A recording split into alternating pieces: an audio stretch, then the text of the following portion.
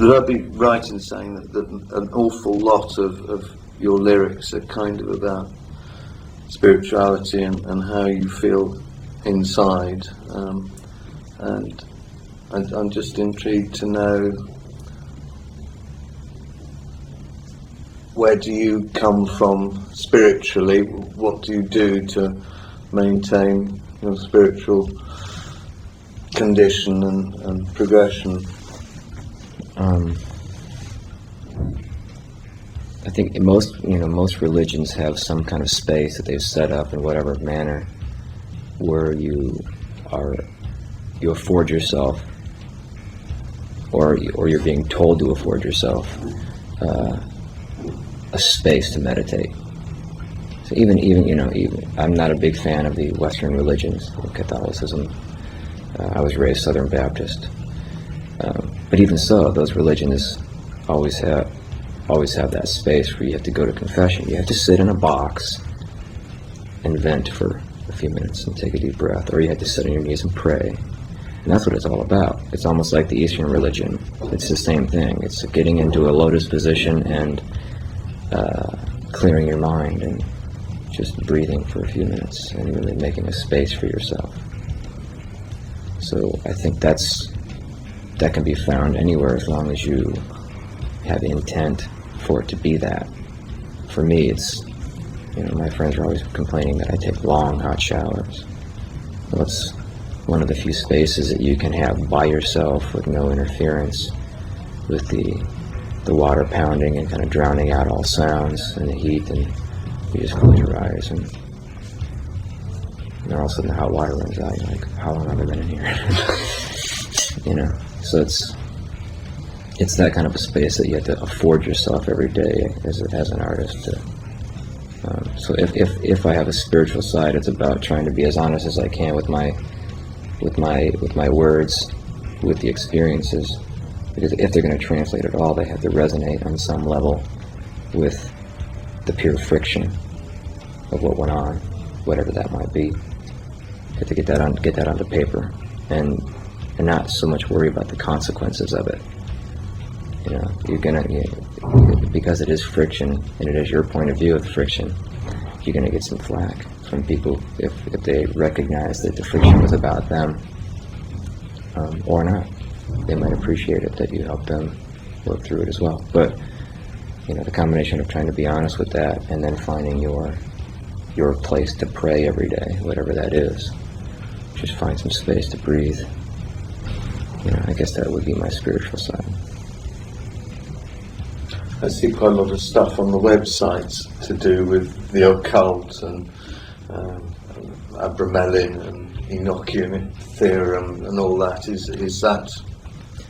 That's more Danny. Danny's more into the Enochian stuff. I appreciate it, definitely. I've studied world religions and have dabbled in some of the Crowley stuff, but read up a lot about the Templars and Rosicrucians and the original Freemason movement. I mean, it's like a huge pool of ideas, basically, and all of those, a lot of those specific ideas have been kind of downtrodden quite a bit, and unfortunately, I mean, there's a lot of creative stuff in there, that could be really appreciated by a lot of people that wouldn't necessarily go and look because it's been given like a bad facade or whatever. So it's just kind of like a massive, anything with new, fresh ideas, different ways of, creating images or sounds is positive, Yeah, a lot of these artists, a general undertone to their work has been free thinking, really understanding your connection with the universe and your ability to create within it. And that's definitely a danger in most people's eyes. So when you're speaking of people like Crowley or, say, Stanislav Tsiolkovsky, a lot of it has to do with, that's why these are downtrodden artists. Bill Hicks, same thing. He was definitely, about the free thought. And oddly enough, they die. It's a strange phenomenon. So I think that's why, that we kind of resonate with that ideal, where you're really trying to push the idea of free thinking and your ability to create. If there was a single sort of core tool element, would it be think for yourself? Yeah, absolutely. Yeah. And the think for yourself part works to a point, but when somebody's telling you to think for yourself, it's it's like a snake eating its own tail. Think for yourself. All right. We're all individuals. But I mean, there's more to it than that. If you just start really delving into the world religions, you start seeing a lot of patterns within them that have to do with a bigger picture of consciousness and your energy within all of that. And I think that's why Danny's really into the ritual magic stuff, because I think Crowley was really into particular movements and rituals and positions and whatnot that could actually unlock doors, and you see into different realities in a way. And it's exactly like, I know this doesn't sound like it's exactly like, but there's a friend of mine who was into Qigong and Tai Chi, and he had an amazing master that he studied with. Very quiet man, almost wouldn't give anything up, just kind of gave you basic stuff. You would go to him every, 3 times a week, doing these positions and poses, and he always kind of wondered, what the fuck is this stuff about? But he just did it. He really practiced it, and he said one day, in a room full of 50 people practicing the stuff, he put himself in one of these positions, like the Tai Chi position.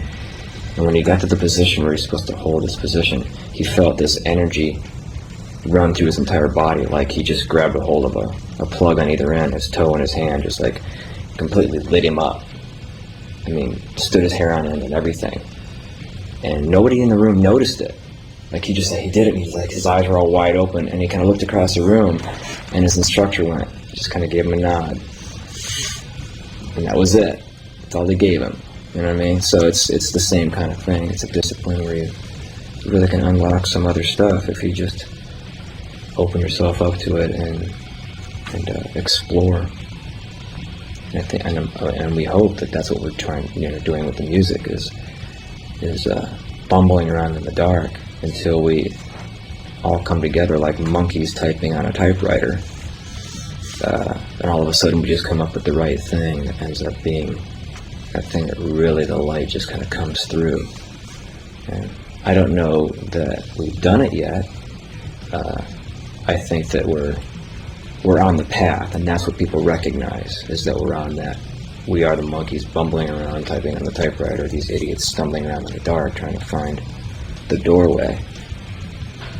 So it's appreciated for those who are going through a similar process on some other level, where they're also doing the same thing somewhere else. They appreciate what we're trying to do. Since Anima came out, I guess pretty much the whole new media thing's exploded in quite a big way, and Tool struck me as being very sort of proactive with the whole new media and internet stuff, and your website's fantastic and everything.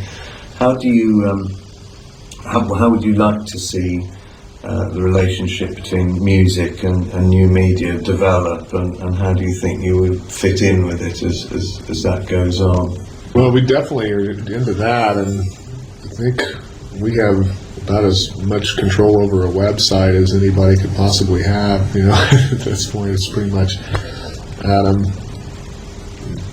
and his closest people in his life around him. Yeah, I just, I have a lot of people I know who do the web design, and so we kind of take a reflection of the band and, do our sites. And we just started a new site called dissectional.com, which is, just stuff that is purely influenced by the band, and try to bring it to you in a totally like artistic way that it, doesn't, it's not all spelled out for you, and it's kind of experimental, and you got to like kind of find your way around. So it's almost like a game, and it's totally band funded. There's no record company or any other kind of money coming into it. So we wanted to do something. We have our fan site, which has information and daily, this and that, and pictures and sound bites and all that. But then we have this other site, which is, we wanted to approach it like, here's Tool making a video, here's Tool making a CD, well, here's Tool making a website. How do we approach it? And it's a really cool format to express yourself in. And I think as far as like, what the web is, and it's, music and what we use it for, and even how it works against us, it's just, it's fine. We've seen technology leap before our eyes and actually just take off. When things develop, inventions, they develop over a long period of time and get better and better and better. And to me, it's, every month, something's just leaping in the programming and just the way you can see it and how fast, and, new ways of language and the communication.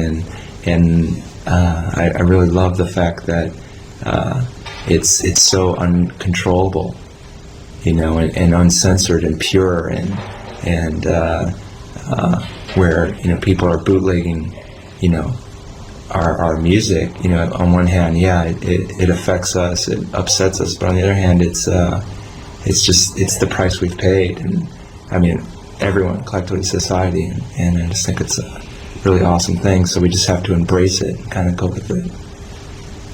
So you're not standing shoulder to shoulder with Lars Ulrich and banging tables about? No, not at all. I don't think you can. I mean, that technology's there. It's not going to go away, and it's going to be pretty difficult to figure out a way to control, something like that. And I don't know. And recordings are just postcards from a period in time. You do what you do. And I mean, if it comes to the point where you can't make any money on that, then the live shows, the real rituals, will just have to make up for that in some way or another.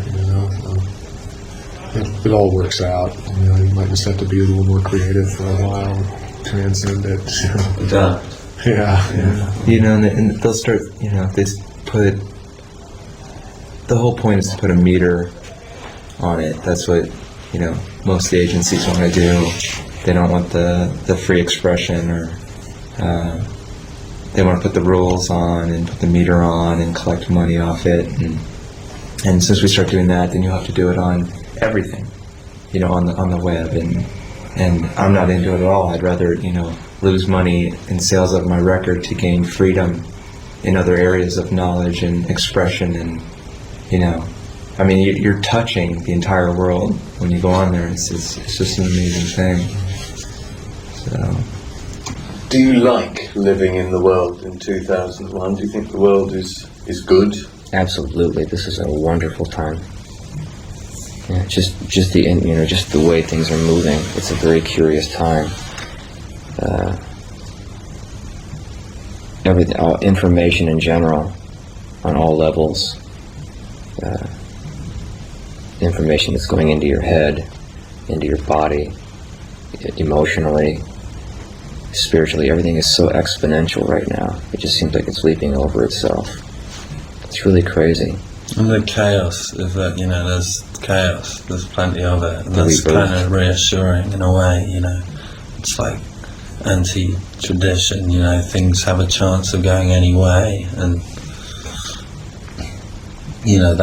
that's evolution, right there. I mean, it can get to a different place, if there's enough chaos going on to break apart the molds. The one thing that's really shining through to me about Tool is this willingness to embrace change and stuff. Yeah, keep in mind we do despise Napster, but there's nothing, but there's going to be something that comes up right behind it that's the same. It's the same thing. Yeah, it'll have an effect, that'll change things. Are you comfortable with the levels of sort of attention and adoration that I guess we all throw at you? On the web? Well, it's totally flattering, I mean, to see that you're affecting people on that level, I mean, and it's up to the individuals, some people, we get response from and you just go, wow, that really makes me feel good that we had that effect. And other times, of course, it's horrifying, Like, Adam was just talking earlier about how some girl sent him a letter and said she wanted to kill herself and kill Adam along together so they would be together in the afterlife or something, So, I mean, you get the whole gamut of influence out there, I suppose. It's the yin and the yang. Yeah. And it's all entertaining, So, I mean, it's sometimes a little scary, but it's just part of it, and you have to take it all as flattery, It's a good thing generally, and you're comfortable with it. Yeah, we're pretty fortunate. I mean, I think for the amount of records and success we've had, we don't get as much as that as a lot of other bands, probably, just because we've done the best to kind of hide the ego and push the art, and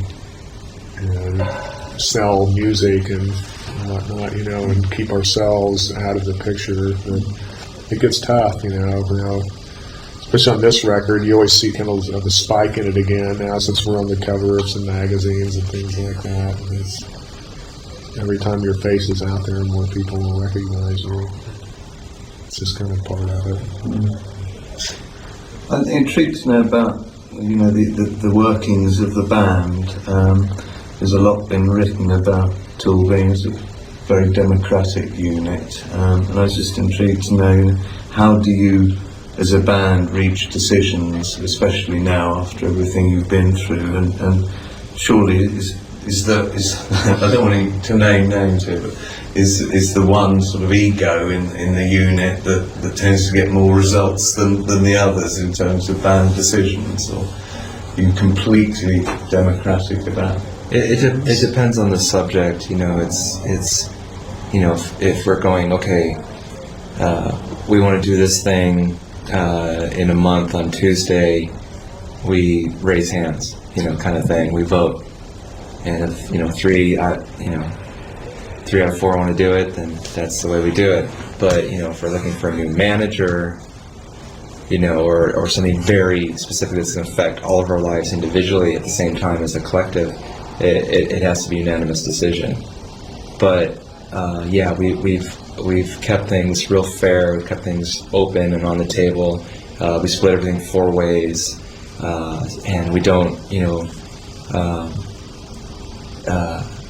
hard work is encouraged, but it's not,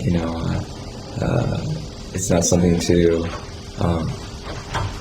who's doing more work, or that kind of thing. Thank you. Yeah, it's as democratic as it can be, and like I said, on the important decisions, it's got to be unanimous, just because we respect each other enough to keep it that way. But I'm really proud that we've been able to keep our relationship going this long like that, and nobody's really turned into an asshole or anything yet. We're still existing and still growing together, Yeah. And, one example is, I found it really uncanny how our first album, the first full-length album, Undertow, we were all kind of really protective of our parts in the recording process, or in the mixing process, excuse me, where Danny, would go, oh man, turn up the drums here, and then I would go, well, then turn up the guitar, and then Paul would go, okay, turn up the bass, and they would go, okay, then turn up the vocal, and kind of have that fight. And the next album, it was a little more relaxed, but still protective. And then this last album, it was like, Dan was like, oh, I think I should turn my drums down here, and I was going, oh yeah, I think the guitar is too loud, or maybe we should even take it out, and just the amount of learning that sacrifice to make the whole thing really well. This unity of that it's a band and not an individual's thing, to make it all sound good, and to reach a level of clarity, and even just the sensitivity of someone listening to it, and pulling that into yourselves has just been really great. So we've really grown together, we've really evolved, and really gotten to know each other, and Light me up for a moment. King Crimson. Yeah. You're a fan? Are you looking forward to? Yeah, I think it's a wonderful lineup. I think it's going to be very interesting. I want to do a T-shirt that has an alpha and an omega on it, like a yin yang kind of shirt for the show to commemorate it. And I'm really excited. Were you a big fan of King Crimson throughout your life? No, actually, I became one maybe 8 years ago, 7 years ago. Kind of got into them, discovered Red, and that was all it really took. And then you sashay on back to the Court of the Crimson King, and then up to Discipline. It's interesting work. I think not to undermine what they've done, but I think the one thing that was missing from their very heady, artistic, progressive rock approach was more of the emotional. It didn't seem very vulnerable. So to me, it was like, okay, I'm really inspired by this band. Now how am I going to make it better? So we'll try to, that's why we've pulled in quite a bit of the King Crimson element into what we're doing. But I think we've brought in a much more vulnerable, emotional element that was missing in King Crimson, which is good. I would hope that that's something that they could recognize and be the master in the corner that nods silently, going, good work, thank you. Do you, there is a school of thought, partly myself and another DJ, we were listening to Lateralis a few weeks ago, and almost decided, and it's a term that was always perceived slightly derogatively, that Tool could almost be like prog rock for a new millennium. Would you regard that as insulting or accurate? I would regard it as insulting if the people that followed after us followed under us. Then it would suck. Because we've covered quite a bit of ground, and if nobody covers any ground beyond us, then it would be like kind of a letdown. I'm hoping that what's going to happen is something's going to come out soon after us that just makes what we do obsolete in a good way. Like really takes it to a whole other level of attention span and consciousness, rather than it just being catchier and selling more records. Because that doesn't go beyond what we're doing. You know what I mean? It's obvious that there's a bunch of bands out there who've copped some of the surface noise of what we're doing, and they're selling far more records than we are. And that's fine. I hope they choke. But what we're looking for is someone who's going to take it farther and just, really impress us and make us completely jealous at what they discovered and thought of that we didn't think of. Do you look for those bands, or do you won't have expect to. them to come to you? You won't have to. You just hear it. You'll end up hearing it and go, damn it. Fuckers. What would you like to be doing in 10 years' time, when some might argue you might be too old to be up on stage, or do you think you still will be? And this is a 47. Did we mention we're playing Ozzfest tomorrow? I can't think of a more inspiring person, really. To have grown up listening to Black Sabbath And as much damage as that poor man has done to his body, and he's still out there kicking, you know what, it's really inspiring. And I haven't done that much damage to my body. So it's, you know, I think, well, then great. Then hopefully I'll still be able to do this at that point. You are incredibly fit, aren't you? Do you work out a lot? A little bit. Yeah. So, it's the sex. how is it? Keeps you young. Is it going to be another 5 years till the next album? Hard to say. We have a lot of material that's like chomping at the bit to be arranged. So Yeah, there was a lot we didn't use on this. The potential is there to get something done quicker, but you never know what's going to happen, you know. my challenge is to try to figure out how to fucking write a perfect circle record in between the new Tool record, which is looming, because unlike before, we actually do have stuff ready. So I'm just kind of going, hey, what am I going to do? Gotta work it out. One last question. Have you got a favourite Tool song, each of you, either from the history of Tool or from Lateralis? Is the one particular song that you feel is like your favourite little child, and you're not allowed to have favourite childs? But Lateralis for me. I mean, it's kind of the eye of the hurricane at the moment, you know, and that's where everything has kind of come to at this point, and it makes total sense to me without being able to explain it completely, you know. Mine change a lot. I mean, from time to time, they kind of rotate around. Right now, mine's Lateralis, the title track on the new record. I really like that one a lot. It's just such a... I feel like it just provokes evolution or something almost from beginning to end. It takes you on this little journey or something. You know, I mean, it's kind of presumptuous, I know, to say that. It feels like that to me, and it still makes my hair stand on end when I listen to it alone in the dark, you know. I look for that in a song. like Dan is, you know, I like it all. Like right now, I found the last 3 songs on the album, which started out as one song. I just thought it was a really rewarding movement for us, and I really enjoyed playing it. But yeah, I don't have a favorite. I have 2 at the moment. Of course, it always changes. But I think all of our analyzing and all of our efforts to really push things forward in a very conscious way. I think Lateralis, the song, definitely embodies all the math and all the conscious effort of what we've been trying to get to and embody with all the information that we've absorbed and looked into over the years, all the magic that's there. I think that song embodies that. But as a contrast, the song Disposition on the album, very short song, maybe 3.5 minutes. It was almost like an afterthought near the end of the writing of when we went into the studio. So we didn't really get a chance to overanalyze it. It was more of a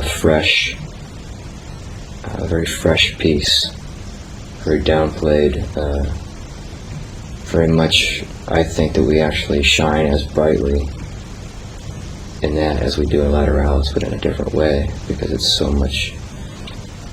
We didn't get a chance to think about it too much. It just kind of happened. So I'm really excited about that song. I really look forward to playing that one each night. well, guys, thank you very much, and again, really thank you for doing what you do, which has been great.